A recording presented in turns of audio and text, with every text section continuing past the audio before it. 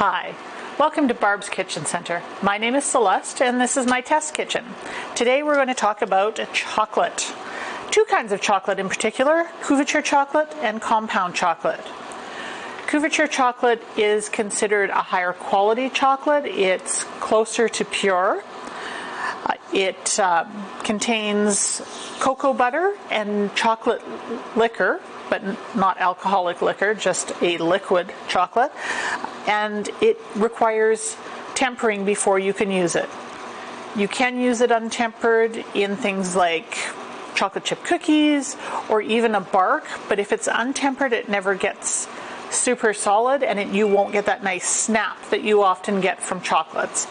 But in barks, that's fine. In cookies, it's wonderful.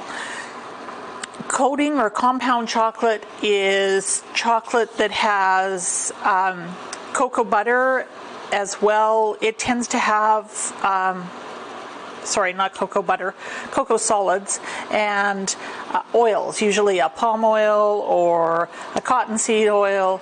So when you're buying chocolate, if you're getting a compound chocolate and you have any sensitivities, you're going to want to carefully read the label to see what it says. Compound chocolate or coating chocolate you can use immediately. You can melt it, you can pour it into molds, you can put it in your fondue. Ooh, couverture chocolate would be good in fondue too. But again, it wouldn't set up solid and you wouldn't get that snap.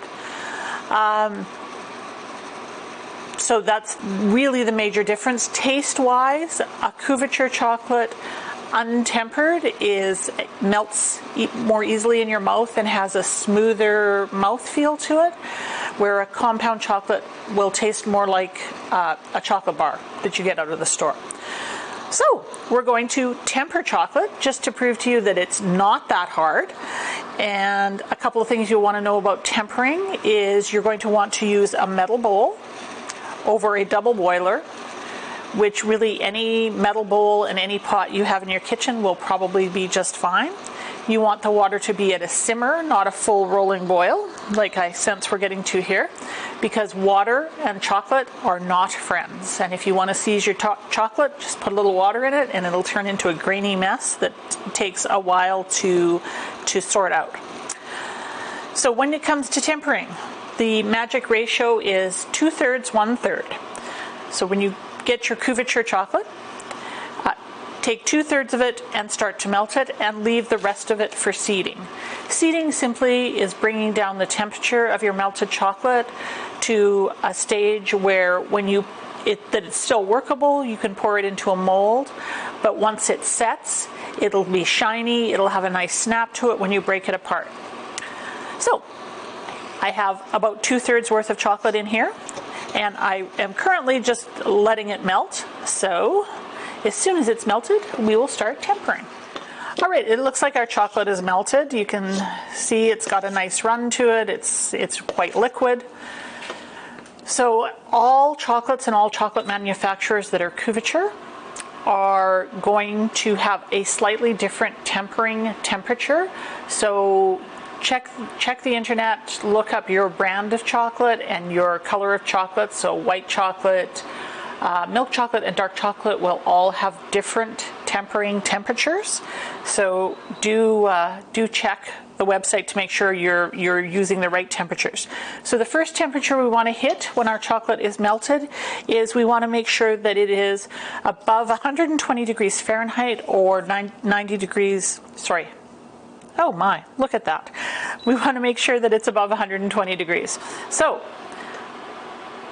my chocolate is well above that. So it is time to take it off the heat. I will just make this pot go away. And I will make sure that my burner stays off by unplugging it. Ooh. And now I want to seed my chocolate until it gets down to about 49 degrees Fahrenheit. So seeding, I'm just using the same type of chocolate, and I'm adding it and stirring it till it melts. Very similar to making a ganache, except instead of using hot cream or warm cream, you are using chocolate. So the process of tempering can take up to 15 minutes. So make sure when you add chocolate that you get it well worked in, or else you will wind up with lumpy chocolate once you hit your temperature, because it won't all melt. So check it periodically. And you don't want to use a glass bowl, and you don't want to use an insulated pot, just simply because it will take longer for it to cool. So using an aluminum bowl like this over a pot of water, and you'll get to a better temperature faster.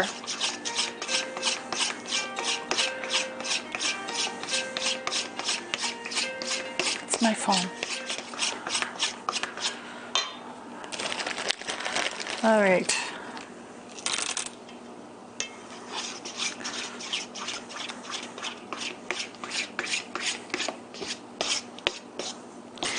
You can see as I add the chocolate, it's still pretty warm because it is melting fairly quickly. So you can temper a lot of chocolate at a time, but then once it cools off, if it goes below a temperature where it runs, you're going to have to start all over again retempering your chocolate, because once it sets, and if you want to melt it again, it will no longer be in temper.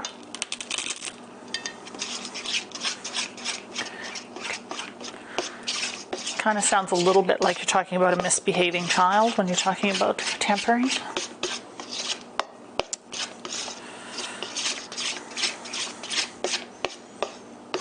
All right.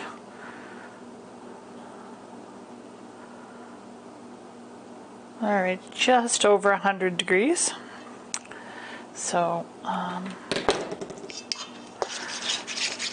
this might take a minute. All right, I've been adding chocolate now for probably, close to 15 minutes. Ooh. And somehow it's magically gotten a little warmer, so I need to add a little more chocolate. So we're really close to the temperature we want to be at. So I'll just add a few more pieces of chocolate and get it stirred up. You want it to be nice and smooth again. As you can see the chocolate I just added occasionally. So, and don't let the magic of video fool you. I have been stirring for the last 15 minutes and listening to Tony's stories. You're very good at stirring.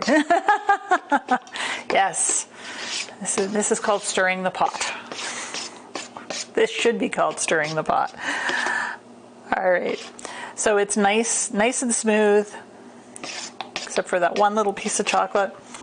So I have a simple plastic mold. You can buy them in most stores, or you can come to my store and buy them, or you can phone me up and buy them. And I'm going to do half the bars as couverture, and then in my melter I have your basic compound or coating chocolate that I will put in the other half of the mold. So once it sets, we can see if we can determine the difference between couverture chocolate that has to be tempered and coating chocolate that can be used immediately. So making chocolates is messy. Could just be a me thing, but making chocolates tends to be messy. So please don't judge me. I will do my best. All right, so my chocolate is ready to go. I will double check, make sure that I'm at a reasonable temperature. Still just a wee bit high, but I will take the risk that we can make this work. Yeah. Just put in a couple more chunks. Okay, so if you happen to hit a temperature and you still have lumps, and that's why near the end you start adding fewer and fewer pieces, or smaller and smaller pieces, just fish them out and go ahead and do whatever it is you're going to do with your chocolate. Fishing them out won't hurt anything. If you're not making the chocolates to impress, just pour the lumps in. That would work too. And as soon as I get these poured, I will show you an example of that. I can tell you for sure that the staff ate them and did not complain, not even a little bit. about the lumps. All right.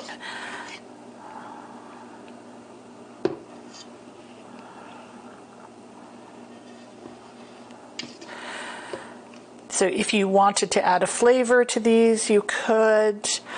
You could also, if you had a deeper mold, you could put a little bit in and then add a nut or a filling. You can clean these. You can clean these up now. Yeah.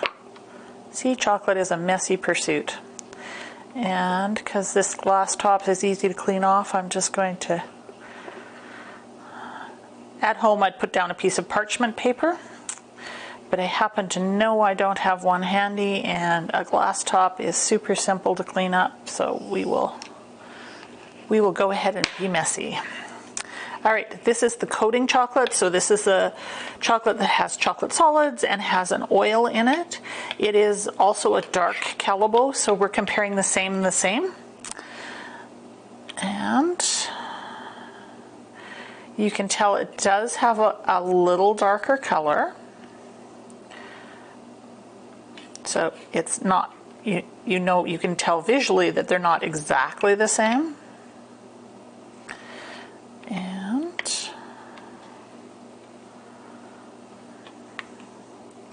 so some other things to know about chocolate. Chocolate and water, not friends. We've discussed this. And if you're storing your chocolate, because I'm clearly not going to get all of this chocolate used for this video, and I do have another chocolate class next week, so if you're storing it, you can store it on the counter. It is shelf stable for a very, very long time. Oh, my white chocolate does not want to melt. You can store it in the fridge, and that is completely fine. If you store it in the freezer, which again, also perfectly acceptable, thaw it out in the fridge. Don't go from freezer to immediately to melting it, because in the freezer it will accumulate ice crystals, and you want to give those a chance to evaporate out. All right, I'm going to stick this in the fridge so that we can finish the video in, 15 or 20 more minutes and taste chocolate. We'll have Tony be our taste tester. Welcome back. So our chocolate has spent about 15 minutes in the fridge. It is nicely set up and popping out of the molds, except for, of course, our couverture chocolate that might not be quite as set up as I had hoped. Oh, come on. There we go. We got one out. That's all we need. So you can tell that they are equally shiny, and now the color difference between them is a little less, although definitely the couverture one is a little softer. So let's see. It's shiny. Does it snap? It snaps! Yay! So now we'll ask Tony to sneak out from behind the camera and give them both a try, and we'll see which one he likes better. Say hi, be nice, Tony. Hi. Okay, so this is one, this is the other. You decide which is which. Definitely chocolate. Good call. Never wrong on that. No. Sticky one. Mm-hmm.